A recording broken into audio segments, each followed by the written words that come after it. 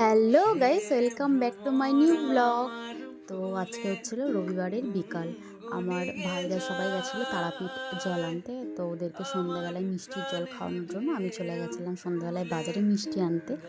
তো মিষ্টি নিয়ে চলে আসি বাড়িতে।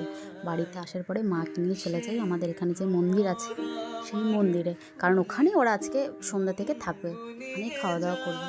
এই যে সবাই এসে এলে গেছে, আর এই যে আমার ভাই আসছে। হ্যাঁ, এটাই আমার ভাই। তো সবাই এখানে এসে রেস্ট করছিল। তারপরে আমি একটু বসে বসে ভিডিও বানিয়ে নিচ্ছিলাম, বোর হচ্ছিলাম। তারপরে সবাইকে খেতে দিয়ে দেওয়া হয়। যে আমি এই মিষ্টিগুলো নিয়ে এসেছিলাম, তারপরে অনেকে লুচি, অনেকে সবজি সবাই নিয়ে এসেছিলো, তাই সবাই ওরা খাচ্ছিলো। খেয়ে দিয়ে ওরা বেরিয়ে যায়।